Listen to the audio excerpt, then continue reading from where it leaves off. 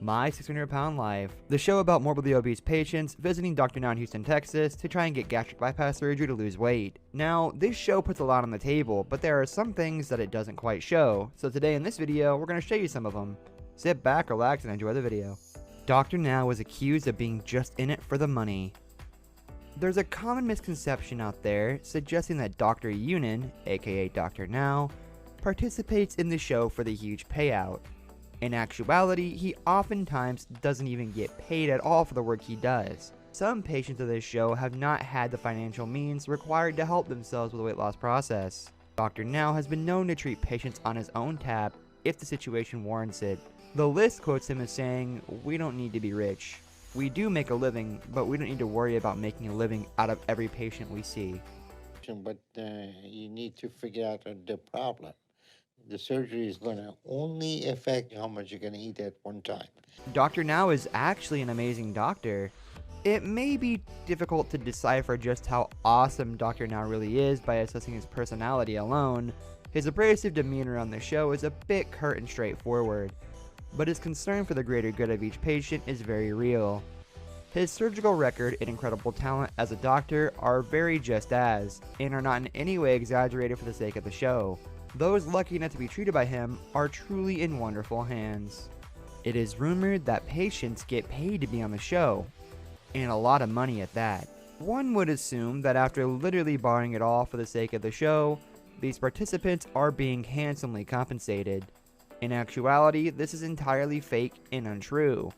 Patients have their medical and surgical bills covered by the show, but beyond that, all they're sure to see is a $1,500 talent fee. They are definitely not striking it rich as they put all their vulnerable moments up on the small screen to share with the world. Some patients show great progress in losing weight, but still get the surgery done anyway. This is a dose of reality that is a bit troubling, but it remains very, very true. As each patient's life is documented over the course of a 1-year period, it quickly becomes noticeable when one of them starts to lose weight. Sometimes, the patients demonstrate their ability to lose weight on their own, but are still ultimately operated on. The show insists this is essential in order to expedite the process and start getting people back on a healthy track with a quick boost. It's rumored that patients lie about their pain. This point may be very difficult for someone who is in a relatively healthy shape to understand. It's important to note that some of these morbidly obese individuals are experiencing an incredible amount of pain. Their organs are working overtime, and their bodies are heavy to carry around. It may be difficult to perceive that someone sitting still for most of the day could be in any amount of pain, but the list talks about the physical and mental anguish they're contending with. My hope for today for this meeting is to hear that doctor. The lives of the patients are definitely at risk. The real risk to human life as a result of extreme obesity may shock you. These patients' lives are truly at risk, and there is absolutely nothing exaggerated about that. Their organs are working unnecessarily hard to keep their bodies alive, and the impact on their health is a significant one. One of the biggest risk factors faced by those who are morbidly obese is the strain placed on the heart. It has to work too hard, and eventually that pace becomes impossible to maintain.